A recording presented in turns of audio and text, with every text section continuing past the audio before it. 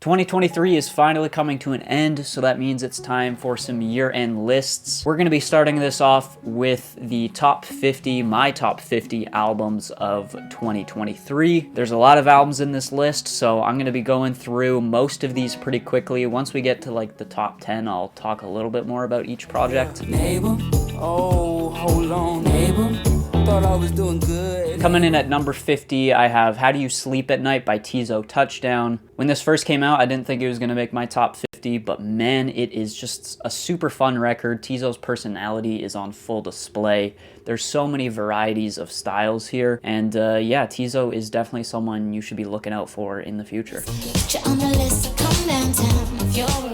At number 49, The Loveliest Time by Carly Rae Jepsen. This is just some solidly produced and written pop music. There's an interesting mix of kind of blissful and glamorous instrumentals as well as some moodier and darker moments. Didn't blow me away, but definitely deserves to be on this list.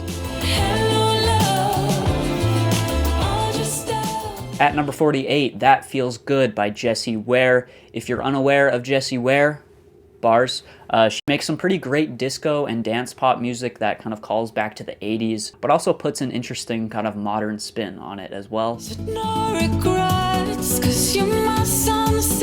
At number 47, Desire I Want to Turn Into You by Caroline Polachek. This one took a little bit to grow on me, but man, the vocals on this are killer, the melodies are insane, and there's some pretty creative production too. At number 46, Guts by Olivia Rodrigo. This is just an improvement on all fronts from her last album, Sour. It just seems like she's having a lot more fun on this album. The pop-punk moments are great, the ballads are really well written, and yeah, definitely an improvement from Olivia. This rap shit done saved my life and fucked it up at the same time. At number 45, Quaranta by Danny Brown. This kind of feels like a start to a new chapter in Danny's career. It's a lot more introspective, subdued, and contemplative than most of his stuff. And while you do get that trade-off of energy, I feel like this still is a worthwhile listen. At number 44, we have Live at Bush Hall by Black Country New Road. Obviously, Isaac is gone. He's not in the group anymore, but I think the direction of this band is still pretty promising. I mean, the talent is still there, the musicality, the arrangements, the emotion is still there, so I'm excited to see what this band does next. I'm not as worthless as I once thought. At number 43, Why Does the Earth Give Us People to Love by Kara Jackson. Kara just displays a bunch of potential on this debut. The writing is super unique. I love a lot of the song topics covered here. I do think she can improve a little bit as a vocalist, but in terms of the writing, this thing is pretty stellar. At number 42, I have The Patience by Mick Jenkins. Jenkins really steals the show on this album. He has a bunch of range with his delivery. Goes from aggressive and abrasive to cold and calculated. So if you're looking for some just quality hip-hop, go check this thing out. At number 41, We're Still Here by the Hears Collective. Hopefully I'm saying that right. This is a genre that I don't usually cover. Grindcore, I guess is what we're calling it. But man, this goes hard. This album goes so insanely hard. There's so many vocalists on this thing too. The flow from track to track is insane. I think it does get a little bit tiring and a little bit repetitive, but yeah, it goes hard.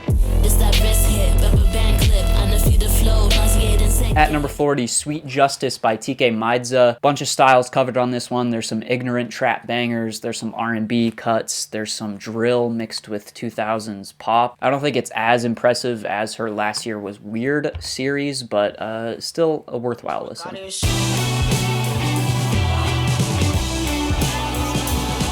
At number 39, we have Praise the Lord Who Choose. I'm not going to say the full title, okay? You can search it up. By Yves Tumor. This is definitely more straightforward than their previous album, but this still offers a lot of what made Yves great in the past while also combining it with more instantaneously memorable and simple songs. So you say there's a chance for us? At number 38, did you know that there's a tunnel under Ocean Boulevard by Lana Del Rey? This is a very unpredictable album. A lot of these tracks just feel like they would be attempted, but in a way less interesting way by some other boring run-of-the-mill pop star. I don't think every track works here, but I definitely do respect the risks that were taken on this album. At number 37 is I Inside the Old Year Dying by PJ Harvey. I only had heard Rid of Me coming into this, so I was kind of expecting to get some more visceral and angry punk tracks, but this is more of a singer-songwriter folk type record, and I think she does it pretty well. At number 36, Fountain Baby by Amare. Cute vocals, sweet production, some great grooves as well. This is an album that is hard to pin down just because of how many styles it touches. Yeah, it's really likable, really fun, and really colorful. Something set free is running through the night. At number 35, The Land is Inhospitable and So Are We by Mitski. A lot of these instrumentals remind me of Titanic Rising, but combined with a kind of folk tinge as well. It's definitely a slow album. It's a slow burn. It took a while to grow on me, but there is a lot of great songwriting here, and Mitski's vocals are just, they're perfect. I don't know what this is. I meant to do this, okay?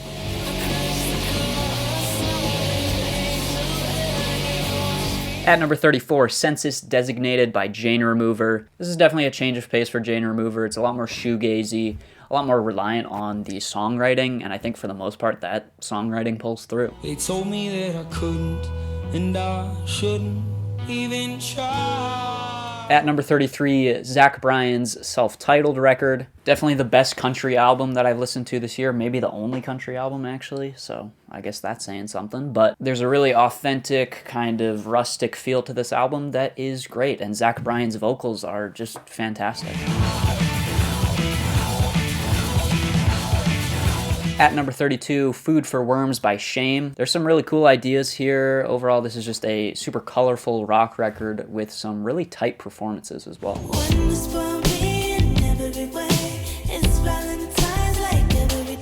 At number 31, Red Moon in Venus by Kali Uchis. Man, the vocals on this are killer. The production is so sultry and sensual and smooth, and the writing just has this psychedelic and almost surreal aesthetic to it as well. Love this thing. Waiting out in the waves, foot on a colonizer neck. At number 30, Voir Dire, don't know if I'm saying that right, by Earl Sweatshirt and The Alchemist. This is probably my favorite project from Earl to date. I think the production from The Alchemist is great. There's a lot of chemistry there, and yeah, it's just some of the best heady hip-hop of the year. Come back home, my darling. Come back home, friend.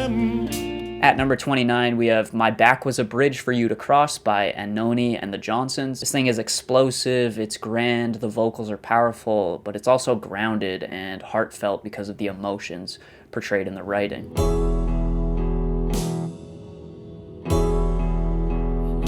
At number 28, we have Today I Laid Down by Black Market Cart. I heard about this from Brad Taste in Music. I don't want to say too much about this because, unfortunately, this kid, I believe he was just like 17 or something. He took his own life shortly after releasing this album, and yeah, it's some great kind of shoegazy, I guess, type stuff. And yeah, just go listen to it if you haven't heard it. At number 27, Hell Mode by Jeff Rosenstock. I did a full review of this on YouTube, so I'm not going to say too much here. Just some great pop punk. There's diversity here. The writing is great. The vocals are fantastic. And yeah, go check out my full review if you want to see some more thoughts.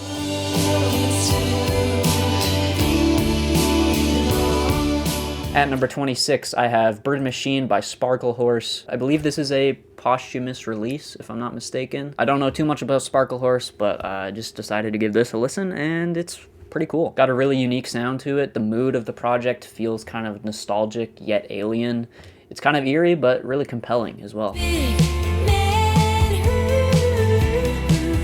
At number 25, This Is Why by Paramore. Paramore goes for a more kind of indie rock sound on this album, and they do it really well. Hayley Williams is just killer with her vocals. The drums are great, and the performances are stellar. If you shining, put your motherfucking hands up. I'm sedity, bitch, I'm pretty, bitch, I'm handsome. At number 24, I Was Mature for My Age, But I Was Still a Child by Group Therapy. Group Therapy is a hip-hop trio that I kind of discovered on TikTok, I believe. Super underrated. They're doing so many styles on this, and man, the three vocalists, it's hard to pick a favorite because they're just all so good. Please go listen to this if you haven't heard it. Much power, too many hours, all in a day I sent the flowers. Talking roses, I'm talking At number 23, Utopia by Travis Scott. I think this is kind of enough of a stylistic departure from his previous work. Got some of the most futuristic production you're gonna hear, and it's just really well executed. At number 22, Wall Socket by Underscores. This album pretty much fixes all the issues I had with their last album. Songwriting is better. It doesn't rely on the flashy production to carry all the songs. Definitely an improvement.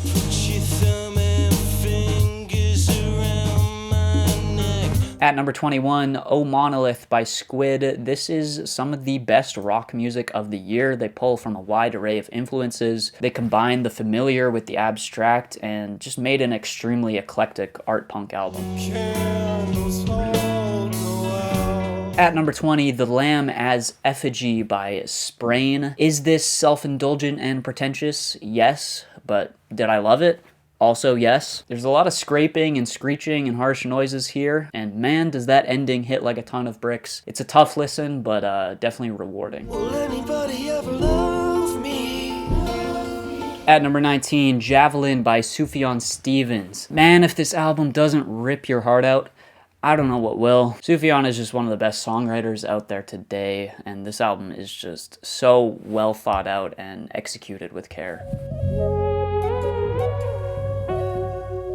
At number 18, New Blue Sun by Andre 3000. Andre 3000 making a flute-based album in 2023 was not on my bingo card, but I'm here for it. I know not everybody loved this, but I feel like this album is just a great way to kind of clear your mind. It's so calming, it's serene, but also detailed, and it's just admirable that Andre decided to take such a drastic turn from, obviously, his stuff with Outkast. Look in my eyes, you see the pain that I was raised with. At number 17, Ways of Knowing by Navy Blue. Simply put, this is just some of the most beautiful hip-hop you're gonna hear this year. The writing is extremely personal and mature, and it's kind of actually pretty catchy as well, which is surprising, but yeah, go check this out if you have.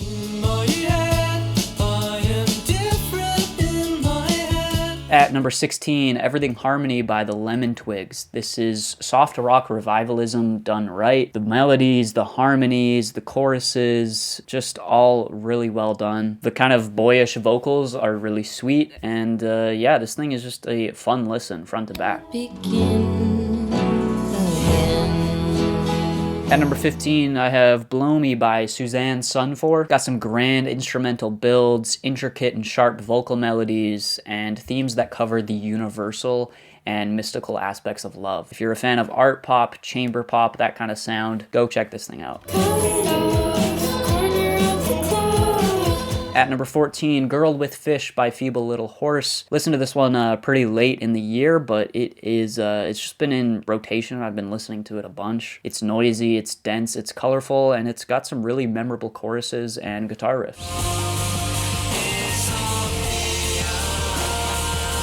At number 13, After the Magic by Paranol. The band alternates between euphoric beauty and distorted density with relative ease on this album. At number 12, we have The Beggar by Swans. This one used to be a little bit higher on my list, but it's grown off me just a little bit. I think it's still great. I just don't think it's one of their best works. I mean, it's kind of by the numbers for Swans. It's what you expect. It's expansive. It's mind-bending. The choice of sounds and instruments is just perfect, of course. And, of course, it's a long listen. It's Swans, but it's rewarding. I did science on my face, I'm the dumbest girl alive. Coming in at number 11, 10,000 Gex by 100 Gex. This might just be the most fun album of the year. I was kind of just expecting a standard hyperpop album coming into this, but this is way more than that. It's basically ADHD in music form, and that's what just makes it so memorable and likable for me. This thing is everything that made their first album good, just taken to the next level. All right, we're moving into the top 10. Coming in at number 10, we have Excelsior by Slauson Malone 1. This record is just impossible to pin down. It's so freaking unpredictable. There's so many fragments of ideas here. Some songs are really short. There's some longer songs. It's a really perplexing listen, but it's fun to just kind of go through everything and how seamless things transition, and just so many cool ideas on this thing. So many like visceral sounds, but also kind of calming and serene sounds. It's truly just, again, one of the most unpredictable albums of the year.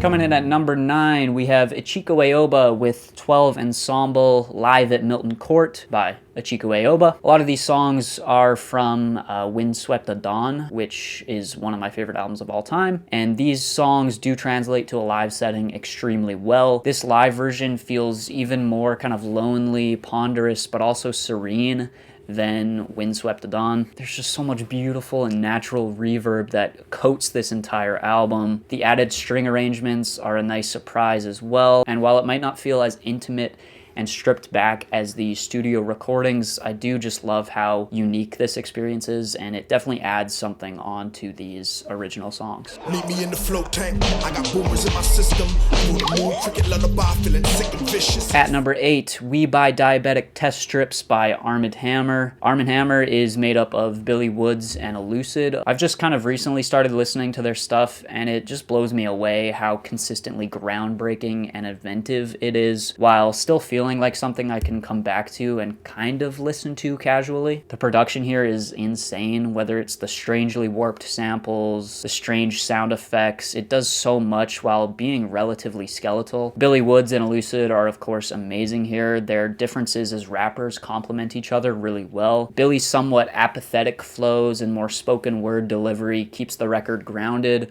while Elucid brings more eccentric flows that bring some color to the record. All in all, this is just some of the most unique hip-hop you'll ever hear.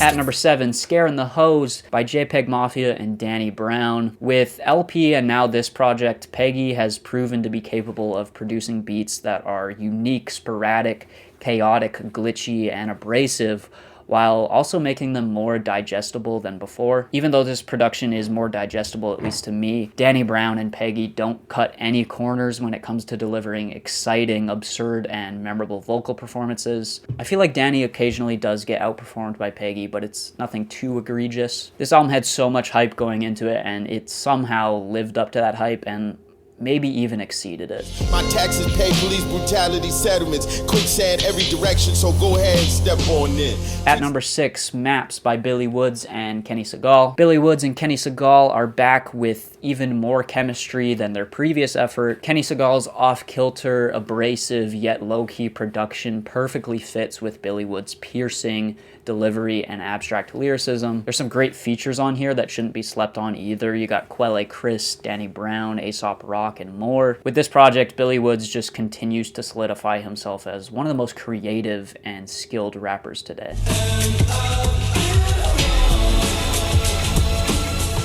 At number 5, Ooh Rap-A-Yeah by George Clanton. This is just pure psychedelic bliss. With the sun-kissed guitars, hazy synths, and distant vocals, it creates a thick atmosphere but doesn't sacrifice the songwriting or catchy melodies. It's definitely one of the most well-produced and immersive albums I've heard this year. It's an exercise in 90s nostalgia while also creating something that feels modern. Dancing, come close. Coming in at number 4, we have Lahai by Sampha. This is just the full package. The vocals, the writing, the production all have a beautiful clarity that feels distinct and unique. Sampha's kind of smoky vocal timbre mixed with the detailed interplay with the backing vocals creates a constantly interesting vocal presence. The production is varied but also cohesive because of this kind of recurring piano that ties everything together. This thing is just beautiful. It's gorgeous. It's serene. The attention to detail here is really, really satisfying, and it just, you can tell that Sampha just put everything into this album. It's so freaking good.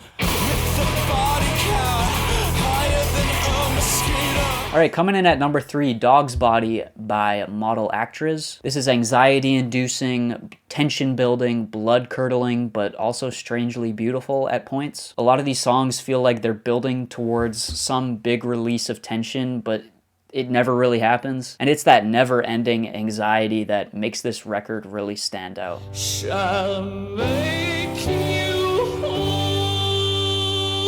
All right, at number 2, I have Saved by Reverend Kristen Michael Hayter, formerly known as Lingua Ignota. She is back and better than ever. The more stripped back instrumentation here really puts Kristen's powerful voice at the forefront and makes for an immensely personal and emotionally impactful album. Instrumentally, the album is delicate yet tortured, and it gives a sense of pain and healing. The purposefully rough recordings also give it some sort of mystique, making it feel like it's coming not only from a different time, but some sort of alternate universe as well. Overall, it's just one of the most strikingly horrifying albums I've heard in a while, and it really gives a sense of how ugly and horrifying trauma can be.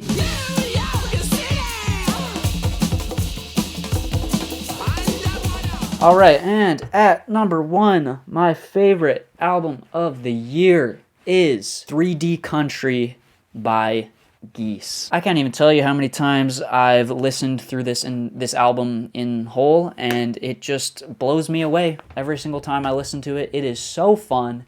It is so catchy. It's so infectious. It's got some horrifying moments. It's got some quirky and distorted moments. It just never lets up on the energy. This album is just going at you the entire way through. The wide vocal range and expressive vocal inflections, saturated production, and exciting genre fusions just makes for a mind-blowing experience. It's soulful at points, it's groovy, it's always colorful, extremely catchy, like I said. The skill and precision that this band displays is unmatched in terms of records this year. It feels like this band is pulling from classic rock, but also introducing modern production, mixing, and a youthful energy to set it apart. Cameron, I think, is the vocalist's name, and man, he's just, he is just insane. His range, his delivery, his personality is off the charts. This thing is close to perfect. I don't think it quite gets to that perfect level, but man, it's just so fun, and it's easily my favorite album of the year. It's probably my most listened to album of the year as well, which I feel like says something. When I was making this list, I definitely wanted to kind of take that into consideration.